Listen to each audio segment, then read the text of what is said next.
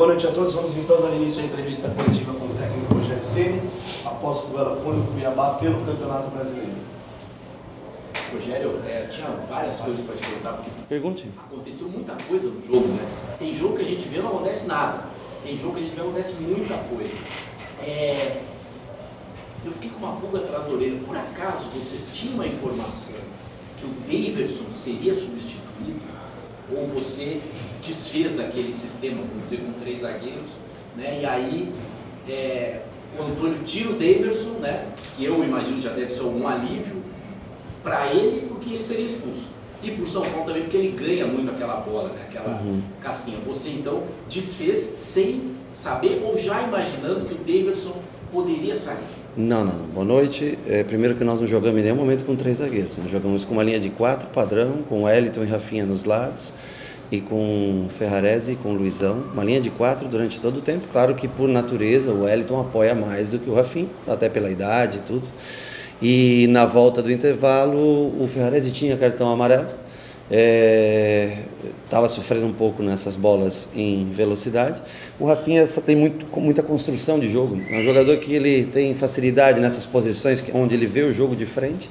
Então eu achei que ele, mesmo correndo algum risco, eu não sabia que o Davidson ia sair do jogo, não tinha nem ideia que ele ia sair do jogo, mas eu achei que nós teríamos mais controle de jogo, sofreríamos um pouco mais em alguma bola parada, mas eu acreditava que nós teríamos mais a bola no segundo tempo, porque nós já tínhamos dominado o primeiro tempo em matéria de controle de jogo. Então o Rafinha ficou como uma dupla de zaga, ele e Luizão, e acho que foi muito bem na função, executou bem a função. Aí depois da expulsão, aí sim, aí muda bastante o jogo. Outra coisa, você jogou futebol há muito tempo, né? Você jogou grandes jogos, só jogou em time grande e na seleção brasileira. Como é que funciona lá dentro quando tem um cara, que é o Daverson, e o Antônio estava aqui agora há pouco, ele disse que ele é assim mesmo, que ele consegue entrar na cabeça de alguns jogadores do outro time? Acho que só isso, o nosso time é um time jovem, então assim, tem muitos garotos, né? Mesmo os que vêm de fora, tem 23 anos, um galopo, né? Então é um time jovem. Ele é inteligente nesse sentido, é um bom jogador, né? Dentro de campo, tem a bola aérea, que é um ponto forte dele e tudo. Eu acho que você tem que também tentar provocá-lo para tentar tirá-lo do jogo. Eu faria isso se estivesse em campo, né? Eu faria isso aos 40 anos, aos 36, talvez aos 23 eu também discutiria e brigaria, mas eu tentaria fazer exatamente com ele o que ele tenta fazer. Não acho uma atitude, eu acho que é normal, ele leva o jogo do jeito dele, é um menino alegre, feliz, tem que levar o jogo da maneira como ele acha que tem que levar, e você tem que tentar também, de uma maneira ou outra, desestabilizar o jogador para tentar com que eles fiquem com um a menos antes que a gente fique com um jogador a menos. Minha parte a última. Sim. Com o resultado e o jeito que o São Paulo jogou, principalmente no segundo tempo, uma entrega absurda. Eu até brinquei com o Felipe, acho que o Uruguai deve estar numa maca lá, de tanto que ele, né, se entregou. Sim. Só que aí veio da arquibancada o quinta-feira, que parece um mantra. Sim. Então, se tinha alguma dúvida daquelas confusões da chegada com o torcedor já abraçou de novo. E quinta-feira. Não, esse quinta-feira é de cobrança, então de cobrança, não é então de abraço. Mas eu tenho certeza que o torcedor quinta-feira estará presente no Morumbi e nós vamos fazer o nosso máximo, sempre com muito respeito ao adversário, que mostrou, apesar da expulsão que existiu, enquanto nós tivemos 10 contra 11 contra eles, mostraram capacidade de fazer os gols na gente. As 3 bolas que finalizaram, infelizmente, acabaram entrando, nós finalizamos uma, também fizemos. Nós vamos tentar fazer o jogo que nós pensar exatamente até quinta-feira, trabalhar o time que vai começar o jogo de quinta e nós vamos em busca da nossa vitória e da nossa classificação. É bem simples e o grito de quinta-feira eu acho que vem muito mais até em tom de cobrança. As pessoas às vezes não compreendem que nós estamos aí há mais de 100 dias, 120 dias jogando toda quarta, sábado, quarta, domingo, quinta, domingo. E assim, de hoje, de positivo fica essa reação, que num lugar quente, difícil de se jogar, em 10 contra 11, conseguiu empate e ainda ter talvez as melhores oportunidades, ou teve ao menos 2 boas oportunidades de fazer a virada de jogo. Eu acho que foi muito importante, talvez seja mais importante esse ponto do que as pessoas pensem para esse jogo de quinta-feira. Contamos com a presença do torcedor, que ele esteja lá, nos incentive e que a gente possa retribuir ao final do jogo com a classificação para a final. Aproveitando, dá para não mudar de assunto. Sim. A impressão que a gente teve é que teve uma relação meio conturbada entre o São Paulo e a torcida, né, em Cuiabá. Desde ontem, né, aquele atrito que teve entre você e o torcedor lá na chegada do hotel. Hoje aqui no estádio, algumas vaias, você foi chamado de burro no momento ali.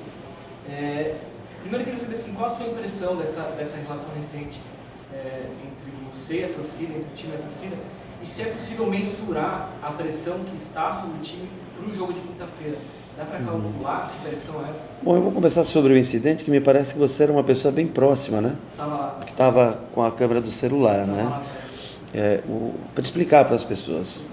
Um único torcedor estava, se eu estiver mentindo, você pode me corrigir, estava bem primeiro à frente ao alambrado, a 2 metros do ônibus, 3 metros, sei lá que distância, muito próximo da porta do ônibus, e eu estava lá, eu sempre sou o último a descer do ônibus, todas as ocasiões eu desço o pé, espero todos os jogadores descer.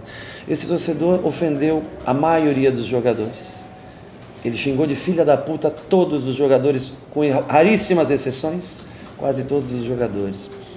E eu fiquei por último para descer. Quando eu estou descendo do ônibus, ele olha para minha cara e me chama de filho da puta, com policiais ao lado, nossos seguranças ao lado. Primeiro que eu nem intitulo um cara desse como torcedor. Uma coisa é liberdade de expressão, você protesta, outra coisa é você ofender as pessoas a 2 metros na cara, como eu te ofender aqui, seu filho de uma... Sabe, eu acho que isso é um baixo nível, mas foi um único torcedor. Eu só arranquei o celular da mão dele e disse, se quer falar alguma coisa para mim, nós vamos lá dentro e você conversa comigo, se você está tão corajoso aqui atrás da grade, que você possa ir até lá dentro. Nem ofendi ele, não retribuí nenhum xingamento, acho que você está do lado e você pode confirmar ou não a história. A grande maioria da torcida nos recebeu muito bem, como sempre recebe aqui, ou em qualquer lugar do Brasil que a gente vá. A ansiedade do torcedor, ela vem de 10 anos, sem um título de maior expressão, um título internacional, sem chegar numa final internacional. Eu acho que isso gera ansiedade, gera cobrança.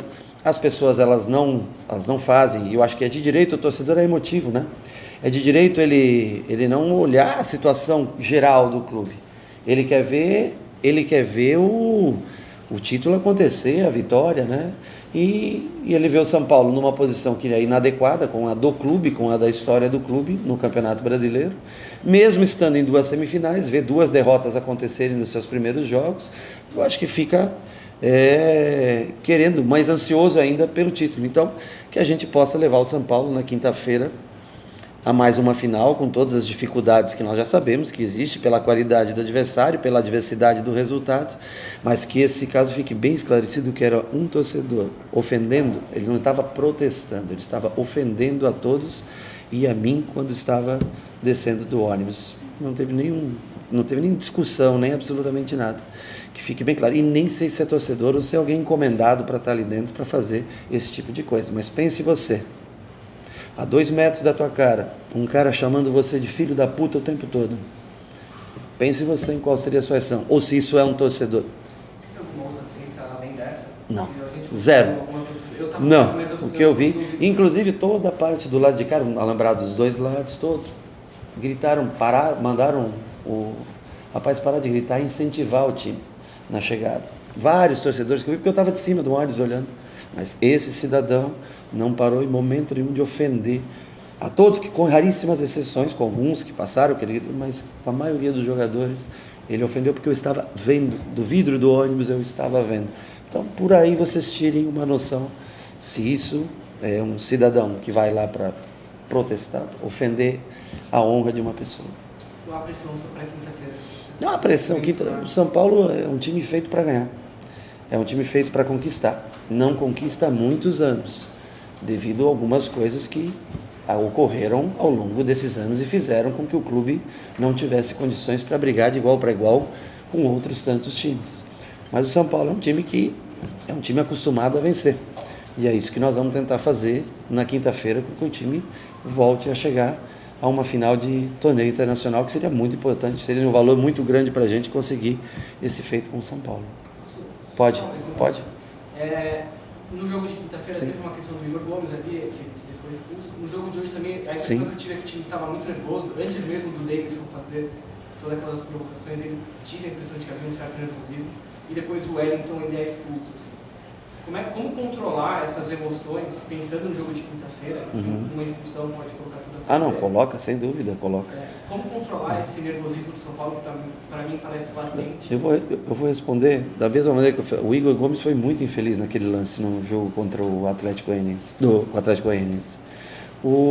As duas expulsões que nós tivemos foram lances no meio campo, sem necessidade de você fazer uma falta.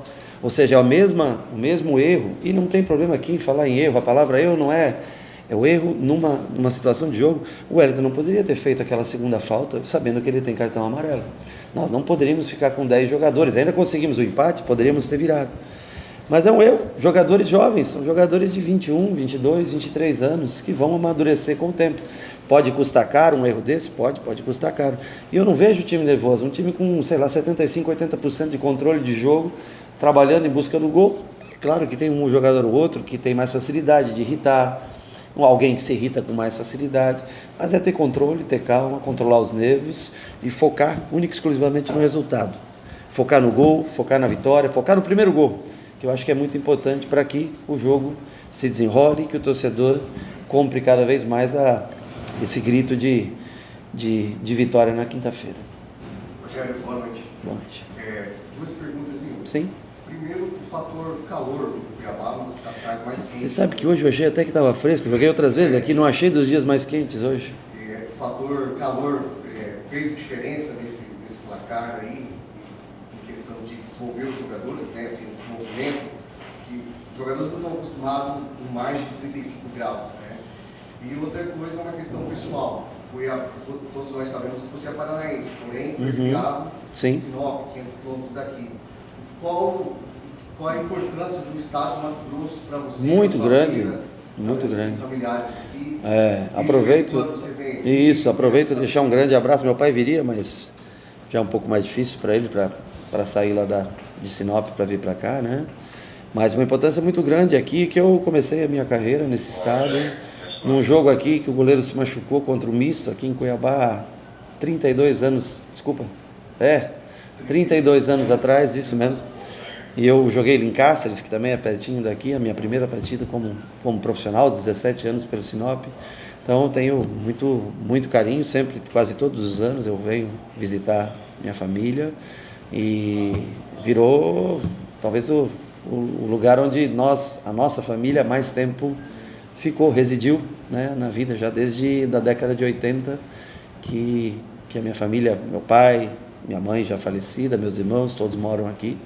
Um estado que eu tenho muito carinho, um estado que praticamente é responsável por grande parte do PIB brasileiro com o agronegócio. Isso é muito importante, sustenta o Brasil, principalmente nesse momento de crise, o agronegócio.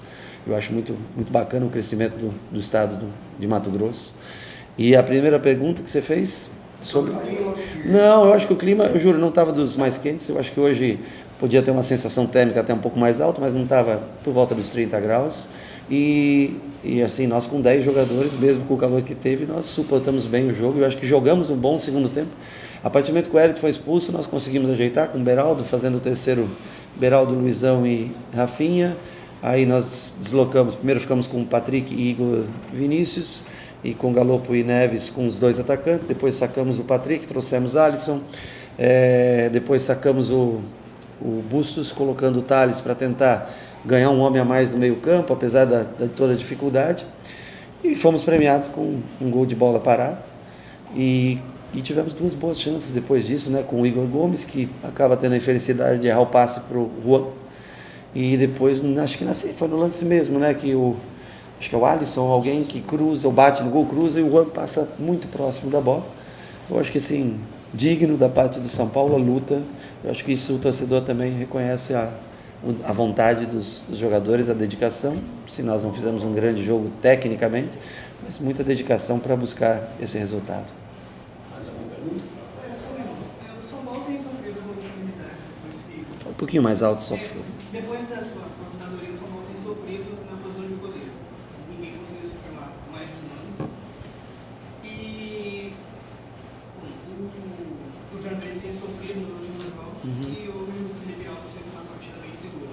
É um indicativo de que ele vai ser a manutenção do time para quinto por essa temporada? Primeiro que imaginar o resto da temporada é é muito precipitado, talvez, né?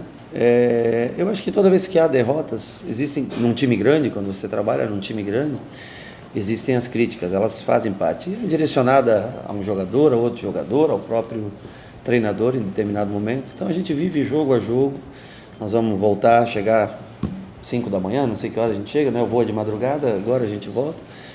Até todo mundo chegar em casa, nós vamos se recuperar. Terça e quarta nós vamos trabalhar pensando no jogo e também na decisão dessa posição para o jogo de quinta-feira. Encerramos então com o técnico Rogério Ceni. Obrigado a todos pela presença. Uma boa noite.